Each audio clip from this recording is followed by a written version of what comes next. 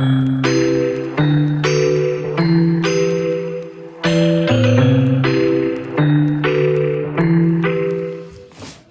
va prendre la technique de la feuille quadrillée aujourd'hui pour reproduire un dessin. Donc, on va imaginer que j'ai trouvé ce dessin et que je le trouve vraiment chouette et j'aimerais le reproduire sur une feuille pour un projet super, par exemple. Alors, il y a des pochettes qui ont déjà un quadrillé comme celui-ci, comme celle-ci, et il y a des feuilles qui ont exactement le même quadrillé. Donc, je vais prendre le dessin que je veux reproduire. Je vais le glisser dans la pochette. Comme ceci. Je vais aller jusqu'au fond. Puis là, je vais essayer de la mettre bien au milieu. Donc, que mes lignes arrivent bien en haut et en bas. Et là, tu vois que dans chaque carré, j'ai un petit dessin. Si je prenais mon petit... comment je vais l'appeler, mon petit rectangle.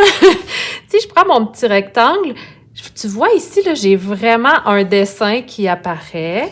Même chose si je me promène partout comme ceci. Donc, la technique de travailler par carreau, ben, c'est vraiment de reproduire. Donc, au lieu de regarder un dessin dans son ensemble puis d'essayer de le refaire, ben, c'est vraiment de redessiner ce que je vais voir dans chaque carré. Donc, par exemple, oui, et avant, je veux te dire que ces feuilles blanches-là, j'ai déjà fait imprimer les carreaux dessus, les rectangles dessus. Et si tu les tournes, regarde, je ne sais pas si tu vois à travers la feuille, mais on les voit un petit peu à travers les carreaux. Si tu as vraiment l'impression que tu les vois pas assez, tu pourrais prendre ton crayon et très, très pâle, vraiment pas fort, là. Moi, je te conseille pas de le faire parce qu'on voit quand même bien à travers, mais c'est juste si tu te sens plus, sécure, là, tu peux le faire comme ça. Donc, j'ai mes carreaux, et là, je vais dessiner. Je vais juste m'assurer que tu vois bien, comme ça. Oui. Alors, si je commence ici... Je peux l'utiliser. Si ça t'aide pas, prends-le pas. Moi, ça m'aide parce que j'ai toujours tendance à regarder partout. Là, mon regard se promène.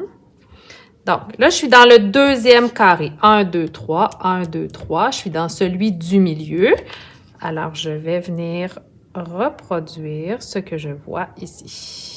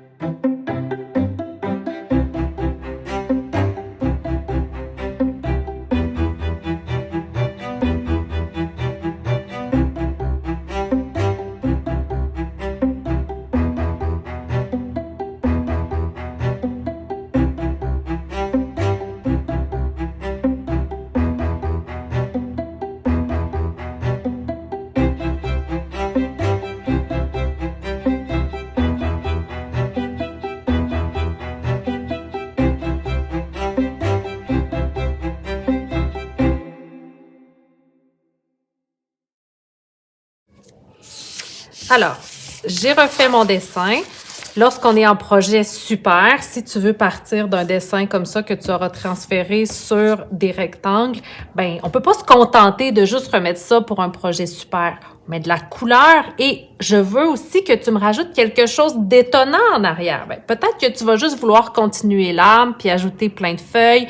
Peut-être que tu vas vouloir les ajouter en collage, en peinture. Tu sais, hein, tu peux toujours mélanger dessin et peinture et collage ou impression même. Tu pourrais faire des impressions de feuilles.